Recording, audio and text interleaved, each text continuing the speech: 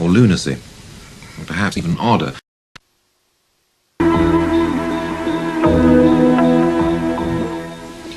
In a series of programs whose overall title is States of Mind, I suppose that it's rather odd that there's so little reference to madness or lunacy, or perhaps even odder that the one program which is devoted to this subject should consist of an interview with someone who insists that mental illness is a myth invented by psychiatrists.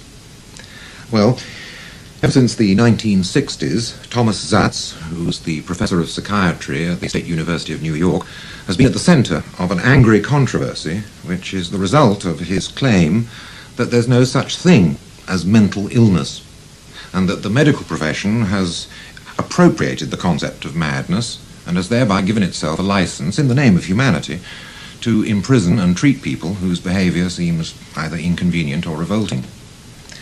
Well, as far as he's concerned, of course, madness exists, all right, but it has nothing to do with medicine. And by putting it into the province of clinics and asylums, he insists that the medical profession has paralyzed our understanding and our sympathy.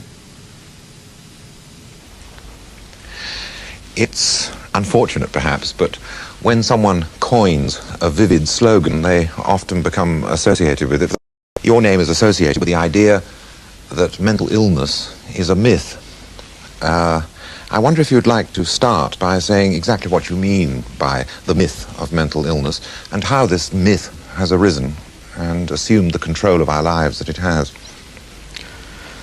What I mean by it is really easy to explain, especially to a British audience. I have really relied on Gilbert Ryle's fundamental concept of a category error. And what I mean by the myth of mental illness is that the kidneys can be sick, the liver can be sick, the brain can be sick. And sickness in the modern scientific sense adheres to the notion that there's something biologically amiss with a part of the body or the body, various organs. Now, since the mind is not an organ, since the mind is at best an abstract noun, it cannot be sick. So that mental illness must mean something quite different than what it seems to mean, namely that it's an illness like any other illness, in the phrase of American psychiatry. That is their slogan. Mental illness is like any other illness. Well, the one thing we know about it is that it is not like any other illness. In fact, it's not an illness at all, in my view. So you're saying then, in Ryle's sense, that we've mistaken the categories of illness by applying the category of illness to the mind, and insisted that that the mind can be ill in the same way that the body can, and you feel that this is logically wrong as well as it were, empirically or objectively wrong. That is correct. Now we can get right into it. It is a mistake only in a very benign philosophical sense, since it's not really a mistake, since I believe that virtually everyone knows that mental illness is not like cancer and heart disease. So it's in a way a tactical mistake, and the whole history of psychiatry has to do with the fact that it's not a mistake at all. It's a particular way of using language to gain certain practical ends. And that really then has to do with the question of what do doctors do, what do surgeons do, and what do psychiatrists do, what have they done historically? Because, you know, again, to use philosophical concepts, I mean, in the tradition of modern empirical science, a word means the habits it engenders, the habits it characterizes. That's what words mean. You know, there's no point in looking them up in dictionaries. That's all right for foreign. Word means you've got to know how people actually use it. That's what it means. Well, how and when, then, was the notion of sickness applied or misapplied to the mind? When can you first recognize the use or the misuse of the pathological category as applied to the mind? Well, that is really rather easy to answer, and it ties right into my general argument. That is, the idea of illness applied to the mind in the sense of mental illness in the modern sense really is coeval, occurs about the same time that the idea of bodily illness occurs. Now, the idea of bodily illness, as we know it, is not that old either. And without going into too many details, let's just remind the viewers, as it were, that up until almost the 18th century, really, doctors, philosophers had the idea that the body was ill when there were various disturbances in humors, the so-called humoral theory. And it wasn't really until after the Enlightenment was in high gear, really. Let's say 1800 is a kind of a watershed date, if one wants to think of something, 200 years ago, roughly. And really not until 1850, when microscopy developed, that the idea clearly developed that illness is tissue damage. It's bodily illness. And it was during this period that the idea of some vague concept of madness, which of course goes back to antiquity, but is a very different concept. It was only during this same period that the idea of mental illness began to develop. And this then ties in with another development, namely of what do psychiatrists do. I think we should bring that right in here. Namely, what did psychiatrists do? Well, they operated institutions called madhouses or mental hospitals in which individuals were confined, presumably for the treatment, ostensibly for the treatment of their mental illness. But of course, that wasn't the real reason. But prior to the identification, the custody of the mad was not, as it were, legitimized in terms of illness or sickness, but simply in terms of the protection of the person, saying that with the advent of pathological notions of tissues and organs in physical disease, that this area extended to include madness, and therefore the mad person was now put in custody having been defined as a sick person rather than just simply as an aberrant one. That's correct, but Dr. Miller, as you know, and as historians have shown, this is now well known, that actually although madness, the idea of madness was abroad in various Western cultures, there were really very few mad people. And when you speak of the custody of madness, there really was no such thing. There were no madhouses, mental hospitals to speak of before the middle of the 18th century at all. I mean, in England there was Bedlam, which was a institution for miscellaneous purposes for poor people, vagrants, and so on. And if we go even further back, let's take, I like to cite, let's say, classical Rome at its height, had almost 2 million people, and there were no institutions for housing, taking care of mad people. Same thing in ancient Greece. So there was no such thing. The idea of, both the idea and the number of mental patients grew up parallel with mental hospitals and psychiatrists. These three things, the buildings, the psychiatrists, and the patients all grow together historically. So you're saying then that the patient is a creation of the profession of psychiatry? Entirely. And the heretic is a creation of the theologian. Obviously, until there is an evangelical religion, there are no heretics. And you're also insisting then that the is the consequence of the misapplication of pathological ideas to the mind. Now, why do you think in the middle of the 18th century it became necessary or attractive to categorize the mad as being the expression of sickness rather than as some other denomination? Well, that ties, we already covered it, and with the development of Western culture, urbanization, the problem of paupers, of poor people, vagrants, the growth of cities. And what do you do with the problem of mental illness has always been and continues to be, in a nutshell, I'm oversimplifying now, but this is the core problem of people in society who are somehow, who can't make it, who are somehow outside of it, and this is captured very nicely in the old-fashioned English term, alienation. They are alienated, and the doctors were called alienists. This is what it is about. But given the fact that this developed in Western society, close to the 18th century, there was a question of, already people had some sense of human rights. You couldn't just take people off the streets and lock them up unless they were criminals. And here were people who were not criminals. They were eccentrics, if you like, they were crazy. Now what justified their locking up? Illness. This illness is the justificatory rhetoric of the modern world, like God was. From AD 400 to AD 1800, it was God and religion. If you said that with the cross, you could go all over the world and kill people and enslave them and have slavery and everything. It was all for God. Now we do it all for medicine. Lock up people all over the world. If it's done in Russia, of course, people in Britain and America say this is awful. They're locking up dissidents. They're not locking up dissidents, they're locking up schizophrenics, they say. But long before they did it, people did it here in England and in America. They said we are not locking them up, we are hospitalizing them. But of course they were simply locked up in prisons called mental institutions. And that's where they are now today. You go on to insist then that that this is a disguised control and really. I believe that, but let's not. Let's go a little slower, because it is both a tyranny and a protectionism. There's a large element of paternalism in here. And I want to soften, although I am not retracting my position on that one iota. It is a tyranny, but at the same time, like so many tyrannies, it satisfies a genuine human need, partly in society, to remove these persons from society, from the families where they are unmanageable, and also it satisfies a need of taking care of people who, in fact, in some ways do not take care of themselves. That is the analog of the people perhaps who are on the streets in Calcutta. Well, you can't be living on streets in London or New York. Well, then they are in mental hospitals.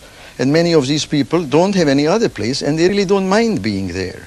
And if mental hospitals, to the extent to which mental hospitals are halfway pleasant, psychiatrists often have trouble getting people out of them. They are genuinely homes for the homeless. They are orphanages for adults, for homeless adults.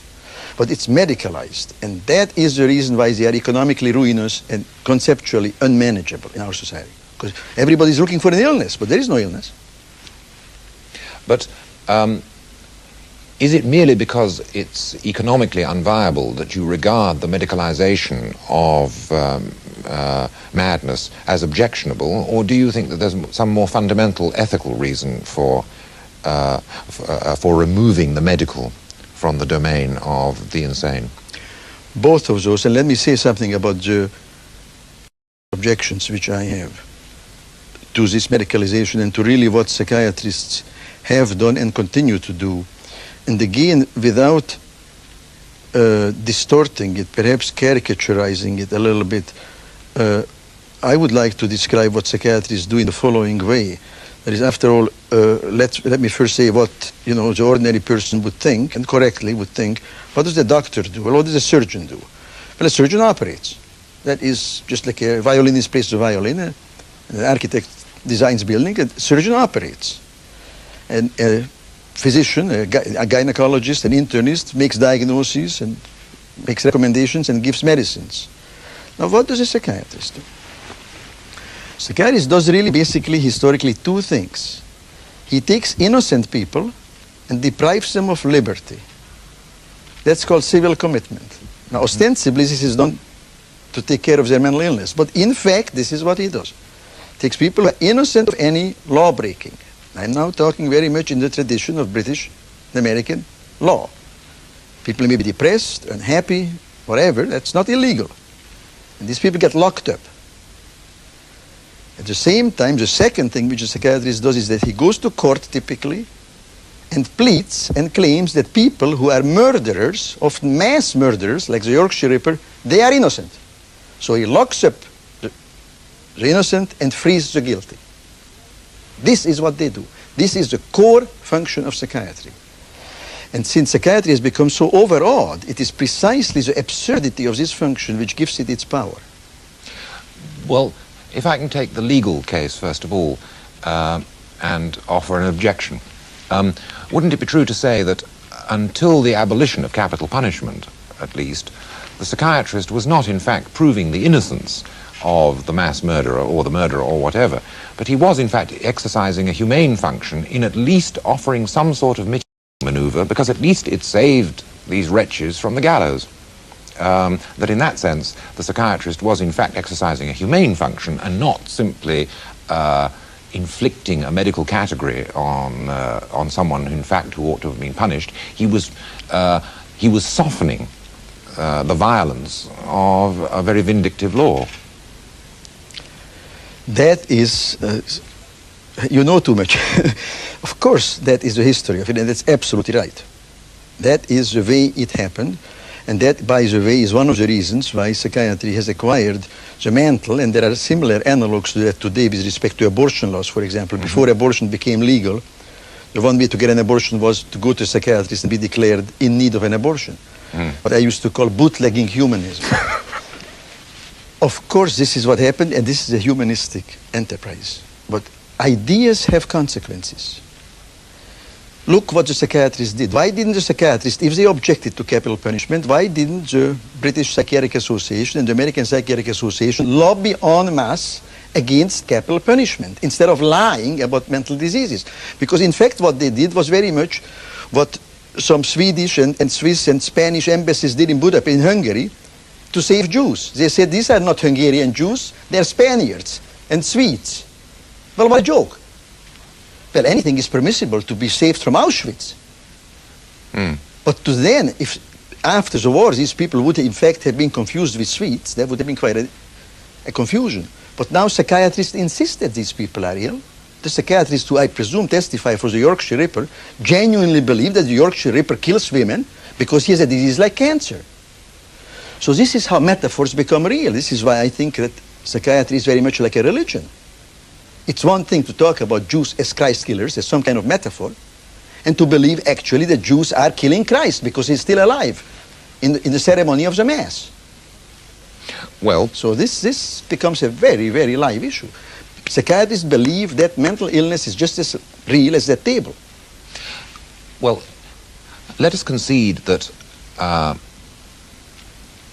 certain forms of insanity may not be so readily identifiable with a physical pathology as, say, someone who turns yellow is identifiable with the disorder of the liver, which you can discover at autopsy, and say that psychiatrists have found it very hard to associate certain aberrations of behavior with corresponding disorders. Would it not be quite reasonable to say that certain forms of conduct were so consistently unrepresentative of the main mass of human behavior, like repeating again and again in a compulsive way, was something which was so similar to disease in different consistency that it's only hair-splitting to say that it is not a disease because you can't find some sort of organic lesion associated with it.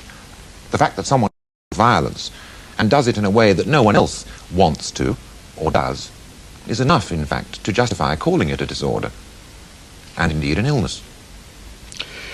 That is a very forceful and very good way of stating the argument. The other argument, obviously, if my argument was the only one, it would already have prevailed and no one else would think anything else. Now, what you have stated is plausible. Let me only say it. All I can do is sort of state what I see is not so persuasive or not so attractive about it. And that is, first of all, it switches the ground rules, because non-psychiatric physicians, biological medicine is still sticking to the idea that a disease is a demonstrable lesion, not a package of behaviors. And you have switched that ground. Secondly, you have switched the ground by you have sort of smuggled in something by saying, well, this is something which is such a coherent package of behavior. But other packages of behavior which we don't call diseases, of which the best example would be devout religious behavior. That is also a configuration of behavior, which, especially if you don't agree with it, let's say it's a minority religion, it's a so-called cult. And by the way, as you know, it's very popular now in America for psychiatrists to say that some of the minority religions, the cults, are mental diseases. Well, so was Christianity a mental disease before it became the dominant religion? Just because it's a package. And last but not least, I think once one introduces the idea that law-breaking, violence is a disease, then one is on the verge of destroying the entire tradition of British and American law. Namely, that disease is disease and crime is crime, rather than this Erewhonian mixture. Because the question is, what is the duty of the doctor? Is it the duty of the doctor to help a patient recover, or is the duty of the doctor to enforce the laws and punish people? Because if somebody is going to go around and kill ladies, any civilized society is going to do something to him. Now, even if it's called treatment, that's going to be punishment to anyone who uses language decently. Now, everybody may call it treatment, but the subject will feel it's punishment. What do you, I mean, it's simply in the sense that their liberty is curtailed, or... the liberty is curtailed? What more do you want? They may get chemicals which they don't want. They may have their brains, they may be lobotomized. But even let's just stick to liberty being curtailed. That's it. Is that a doctor's function? No, but it may be a doctor's function in cases where, in fact, there are unpleasantly violent penalties to be inflicted for such crimes. It may be the doctor's function to exert an advocacy on behalf of the subject simply to make sure that he does not suffer. No, I don't believe that. I think, Dr. Miller, that is mixing roles. A doctor, after all, is primarily and first of all in his life a moral agent, a citizen. Only secondarily is he a doctor. Now, in his role as a citizen, that is his job, to soften irrational laws, to protest against them, to sacrifice his life, or possibly to leave the country. If you're a conscientious doctor in Nazi Germany, then the thing to do is to go to America rather than to practice in that system. But rather than in some ways to mix these two issues. But in the same way as it's the function of the defense sometimes in a law court to point out sources of reduced responsibility on the part of the defendant, and those may be simply questions of ignorance or carelessness, it may require someone who is in fact medically expert to point out more occult sources of diminished responsibility which arise from something which the doctor calls illness. Now, might that not be a perfectly reasonable and legitimate thing to do? In a court of law, the defending counsel might wish to point out that the defendant was unaware of the various situations around it. I mean, he was negligent or something, and not criminally negligent. Now, there are other sources of reduced responsibility, which in fact we call illness. Someone who in fact is confused, is not aware of what he or she is doing. Now, it may require some sort of medical expertise to identify these often very occult sources of diminished responsibility. I have no objection to that. That's essentially, that cuts across medicine and psychiatry, because medical doctors may be involved in that also. Let's say maybe diabetes or staging our scene or what's going on in the courtroom. And if we're going to respect this proceeding seriously, then why only talk about doctors testifying about reduced responsibility, which is very much what they are doing? Why don't they ever testify about increased responsibility, about aggravating circumstance? And here I have an excellent example, which is both legally relevant and historically interesting. Doctors now, every doctor in the West, certainly in America, I think in England too, would take it for granted that if somebody is drunk, he's an alcoholic, he should somehow be dealt with more leniently. Well, why not? Why shouldn't that be an aggravating circumstance? Not an exculpating, but an extra inculpating one. Well, indeed it is. I mean, well, it may or may not be. No, it's very... But you see, doctors who testify in court in this kind of situation to exculpate are looked upon as great humanitarians, and those who testify as inculpate are looked upon as some kind of brutal enforcers. Since we do know that drinking relaxes inhibitions, disinhibits, that doctors should systematically testify that people who commit crimes, let's say vehicular accidents, while drunk, and there are some very interesting American cases in American history of what some very famous Americans have done while drunk. What happened to them? Not much. Because it's an exculpating circumstance, not an inculpating one. But it also may be an inculpating one in that, for example, it's an aggravating circumstance to be in command of a vehicle when drunk, because, in fact, you know that to take in drink does, in fact, diminish your responsibility in the way... When was the last time that a British psychiatrist testified to that in court? No, it doesn't need psychiatric speciality to demonstrate that, but there may be sources of diminished responsibility which arise from something other than the intake of substances. There may well be susceptibility unknown to you, so that you may, as it were, be an alcoholic of your own making. In other words, clinically insane. Now, that may require a medical diagnosis in order to identify it properly. This is a purely hypothetical situation that you have constructed, because, in fact, no such internally secreted substances have been isolated, first of all. Secondly, let's assume that such existed, which would predispose this person towards violent acts or law-breaking. Wouldn't there then remain the problem of how to deal with him, or would he have more opportunities for breaking the law with less penalties than you and I. No, he wouldn't have that, but he would. Well, if he wouldn't have that, then where is intervention? Why is intervention useful? Well, then intervention might in fact be required. Having been identified as a person who was a victim of such and such disorder of his neurons, that he was a person who had an added responsibility not to be at liberty, not to be, for example, at liberty to drive a car in the case of epilepsy. Or it may well be that the curtailing of liberty had to be even more stringent, and that in the case of someone who was the victim of substances which made him violent in or out of cars, that he might actually have to be kept not merely off the roads, but off society's back and put in custody. Now, I'm simply acting as the devil's advocate here, and I'm not saying this is necessarily so, but at least it seems to be a defensible argument. But you see, Dr. Miller, as you define this devil's argument position, if you are the devil's advocate, I'm quite happy to be the devil. Mm-hmm. I am very much in agreement with the practice of not letting epileptics, as long as they have seizures, drive a car, much less allowing them to pilot 747s across the ocean or drive buses. Mm-hmm. But these are demonstrable conditions. A person can go to a court and say, Dr. John Doe said I have epilepsy, and here I have 3 experts and so on who will testify that there is no evidence that I have epilepsy, and let the court appoint a panel. Mm-hmm. But we are talking about things like heresy. See, how do you prove that somebody hasn't got schizophrenia? We are back to the myth of mental illness. See, insofar as we have demonstrable conditions, whether it's epilepsy or being a typhoid carrier, and so on, of course, medicine has a very important function, but again, let's keep it clear what that function is. That's a public health function. It is a function to protect society from the harm of the patient. It is not a primarily therapeutic function. And I'm all for that. I mean, why shouldn't society is as important as the individual? They're equally important. Mm-hmm. Why shouldn't physicians protect society from certain diseases, just like they protect it from radiation and industrial pollution and so forth? But we are not talking about that. Let's get back to mental illness. Mm-hmm. Well, let's say, when there are lots of examples, let's say that a famous American poet like Ezra Pound is charged with a crime. This is, there are lots of such cases, or some Russian writer, and the prosecutor says, we can't try him because he has schizophrenia. And the defendant says, but please try me because A, I haven't got schizophrenia, and B, I am innocent.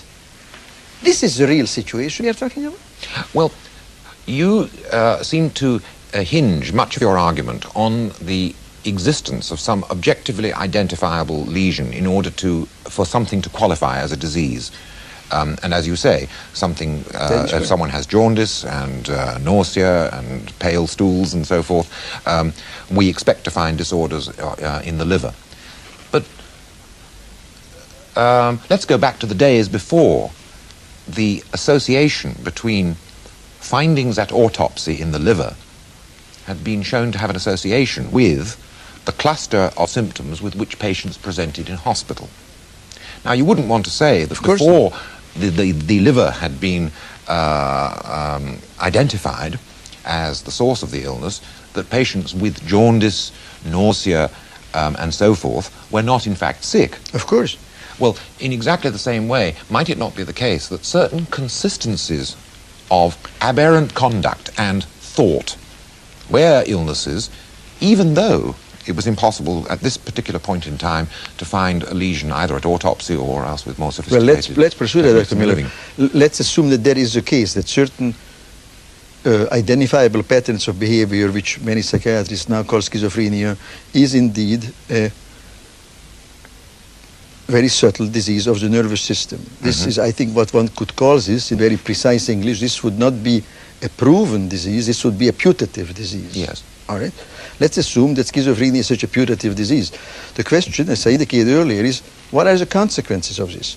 After all, there's no one is interested in arguing about words. The question is, what consequences does this have? Now, it has consequences in 2 directions. One is, what does the individual, so-called patient, do about it? And the other one, what does society do about it? And let's spell those out. Now, in my opinion, if you're going to use a medical model, then the patient in England and America, we're not talking about Russia, then the patient is a free agent. The same way as if he has pneumonia. You tell him he has pneumonia. Mr. Jones, you have pneumonia. Please take penicillin. He says, no, Dr. Miller, I don't like penicillin. I go home and I'll take aspirin. Now, they say you have schizophrenia, take Thorazine. He says, no, I won't take Thorazine. Okay? Next chapter. Let's assume the gentleman goes out and kills his wife, goes home and kills his wife. Why should that excuse him any more than pneumonia or diabetes excuses him? It's a disease. He knows it's a disease. It's his responsibility. I have no objection to treating it as a disease in this way. So I don't think it's a disease, but if you want to treat it as if it were a disease, then again the question is, what does this entitle you? See, the only diseases, as far as I know, certainly in America this is true, in the United States today, in New York City, you can walk around with infectious syphilis, and no doctor can get a microgram of penicillin into you. Right? Mm-hmm. Now that's a provable disease. Whether somebody has got or has not got syphilis can be established scientifically, regardless of politics, of beliefs, whether you're capitalist, communist, left-wing, right-wing, Jewish, Christian. It's objective. And even though society says you can't treat it, because the primacy of individual autonomy in medicine is more important. But schizophrenia and depression, which no one can identify, that you can treat involuntarily. So as soon as psychiatrists are willing to give up their tyrannization that you originally talked about, as soon as they are willing to give up involuntary treatment and involuntary hospitalization, I would have much less objection about what they call disease and not disease. All right. Well, if we can leave the juridical questions on one side for the moment. Because psychiatry is 100% juridical, so we can only very theoretically leave it. No, but if we can leave the more confined aspects of the juridical in the sense of the juridical hangs over it. It hangs over it like a pall. Mrs. Jones, please come to the hospital nicely, because Mrs. Jones knows that it's very easy for the social workers, the way it goes here, to get involuntarily. So as long as there are involuntary laws, there is no voluntary patient. There is no such thing as a voluntary psychiatric patient in Great Britain. I mean, just like there is no such thing as a voluntary taxpayer. We all pay our taxes in order not to go to jail. I don't call it a voluntary act. So that you mean that because there is the threat of involuntary commitment. The threat and the entire history of the threat and the reality of the threat. Well then, if I can just shift it's the ground... It's not an empty threat. No, but if I can shift the ground slightly and say, there are nevertheless the problems of helping the apparently helpless, the agonized, the distressed, and those who are not merely agonized and distressed themselves, but those who agonize and distress their relatives, who, for reasons of their madness, whether you call it illness or not in a position to offer themselves as plaintiffs in the way that a patient suffering from physical disease is able to do. What do you do on the basis of philanthropy, on the basis of helping in terms of kindness about such people? While I agree with you wholeheartedly that there is always the threat of the tyranny of the involuntary commitment, of simply taking away someone's liberty merely because you have denominated them one way rather than the other, what do you do about those people who in fact are, for reasons which we needn't discuss, either because of brain disorder or something else, some existential disorder, have become mad, and mad in a way which renders them incapable of asking for the help which, in fact, a profession might be able to give? What do we do about this? Well, we can have a conversation about this, obviously, and your question is again, well taken, and I would like to say all sorts of things about this and will, but again, let me first say that this is precisely why psychiatry is so powerful, because it is so useful. I love to paraphrase Voltaire, saying that if there were no God, we would have to invent him. But if there were no psychiatry, we would have to invent it. Because psychiatry, in fact, comes in and does something in these existentially, humanly, very, very difficult situations.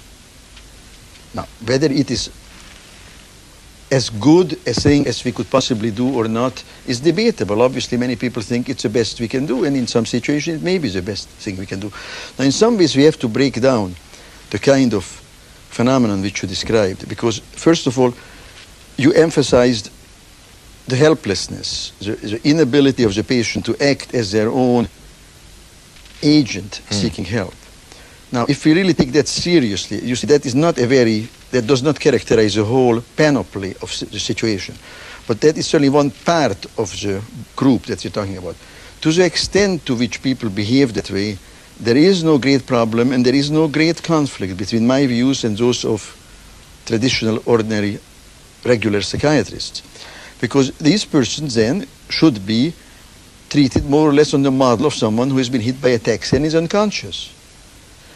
The ordinary channels of medicine, science, compassion, and humanity should be mobilized, and this person should be cared for and treated in whatever way makes sense to society, scientifically and humanly.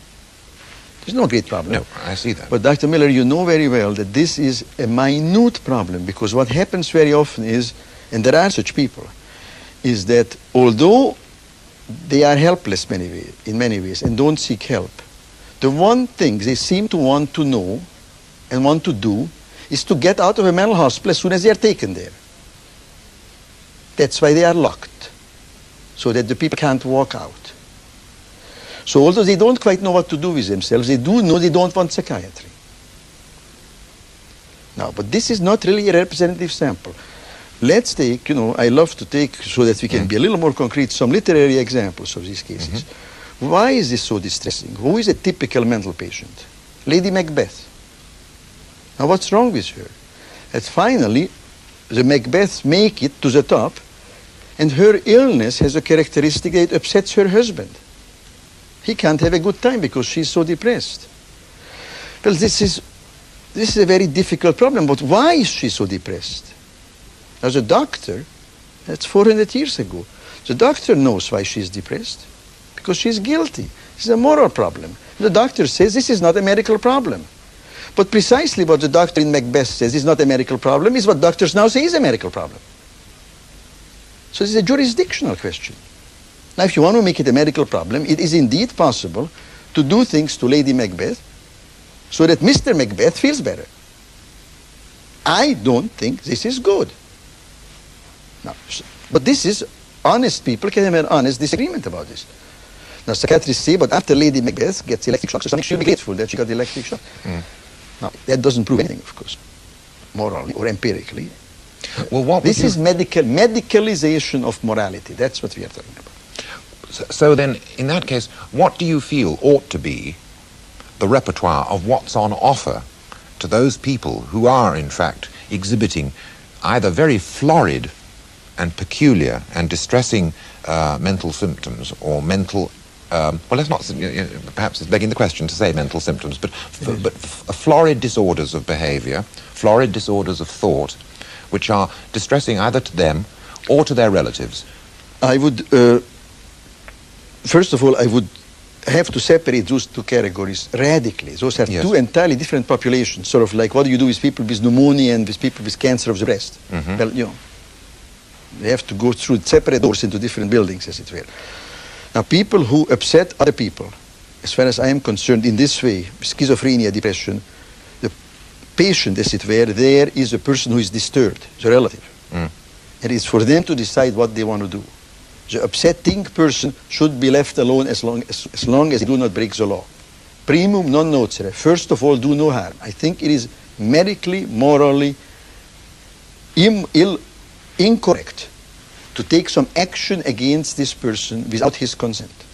Well, now, if he consents, then there is no problem. No, but I'm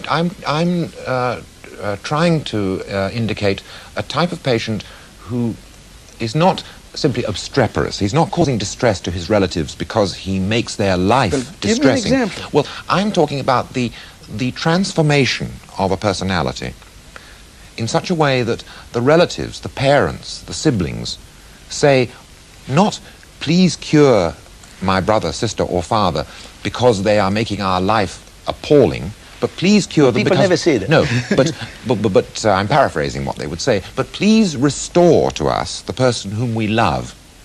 Not please make them less obstreperous, please make them less insulting, less disgusting, but we would like back the lovable person who we have been associated with all our lives. Dr. Miller, with all my effort, and without trying to appear difficult about this, I can't deal with that because a relative who would speak like that would in some way deny the complexity of human existence.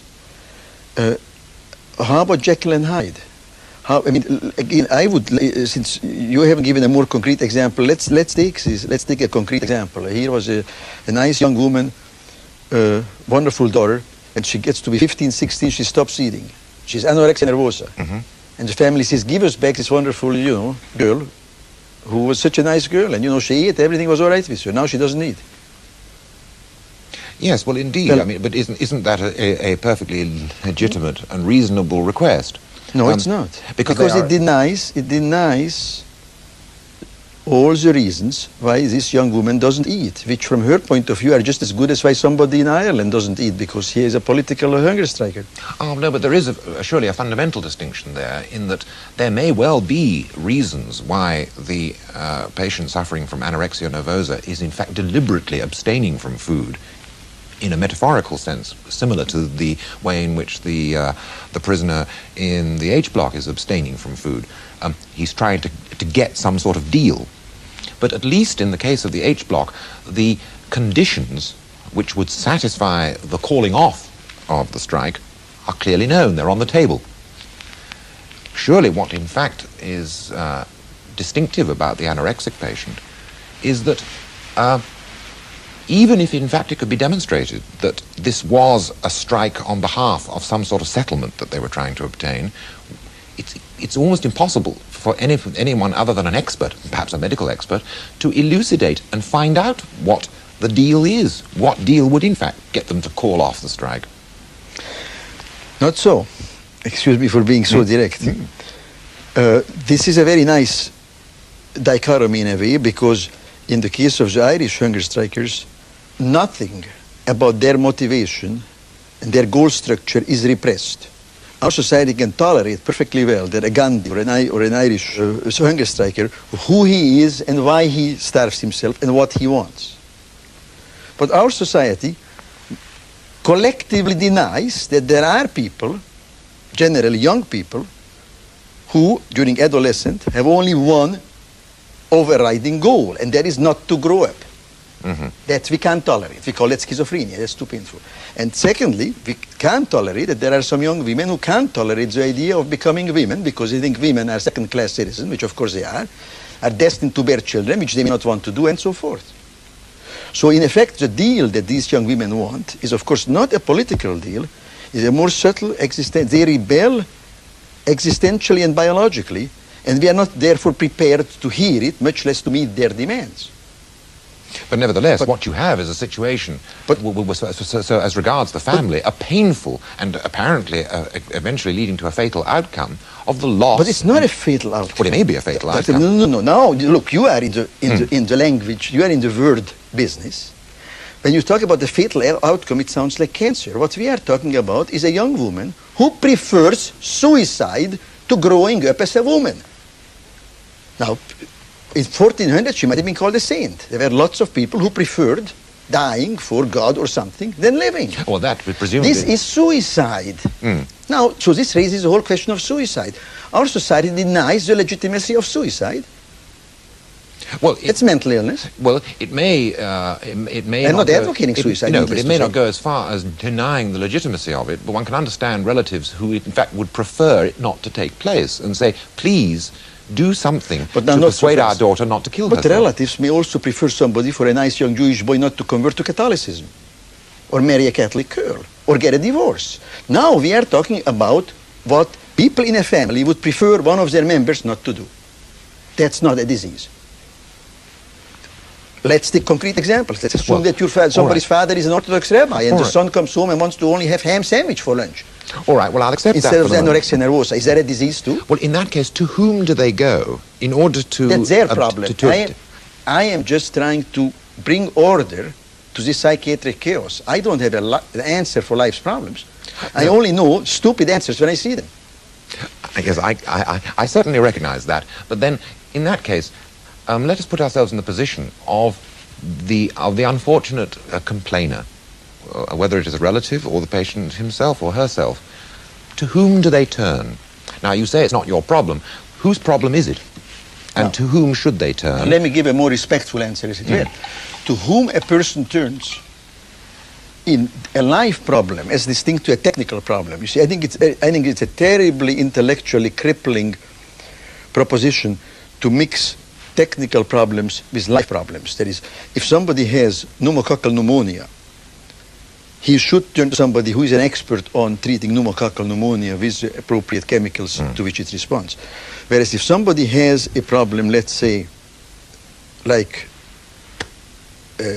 some family conflict over religion, over divorce, over having children and so on, to whom they turn, if they're going to do this thing right, in my opinion, should grow out organically out of who they are, their micro-society, rather than out of some technical consideration. If this is a devoutly religious family, then I think they should go to a priest or a rabbi. If this is a sophisticated, not particularly religious, intellectually inclined family, they should by all means go to a psychoanalyst or a psychotherapist. If they are an organically, medically inclined family, let them go to a neurologist or a doctor and take Thorazine or Valium or have a transsexual operation. People have all kinds of strange solutions to these things. We don't know how many young women with anorexia nervosa could be cured if their ovaries were removed and they became operated into men. I don't know. The government, the taxpayer now pays to take perfectly healthy men and make them into fake women and vice versa. That's called a treatment. So when you see what kind of answers should people have? So that in fact, although you have very commonly been associated with the philosophy of Ronald Lang, I would be right in saying that really what in fact is that you are fundamentally a radical libertarian in your view of mental illness and its mythology. Yes.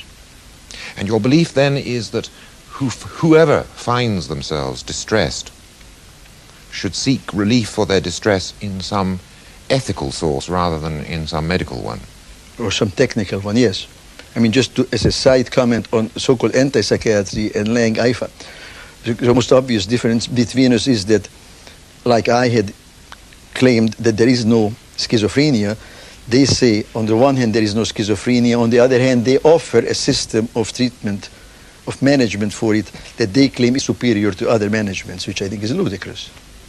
So in a sense they are just another sect in the larger family of psychiatric religions. I look upon all of psychiatry, its various branches, organic, Freudian, Jungian, and psychiatric, anthropologists commenting on all these various faiths, and my view towards all of them is they are all fine, practiced voluntarily without state coercion, and they are all evil when they are enforced, like enforced religious conversion. And I also say intellectually, to my view, they are all intellectually faulty because they all seek relief along some medical, technical lines for something for which there is no relief, known as life. Life is something you've got to endure and live as intelligently as you can, day in and day out. And there's no solution for it. Thank you very much indeed. Thank you.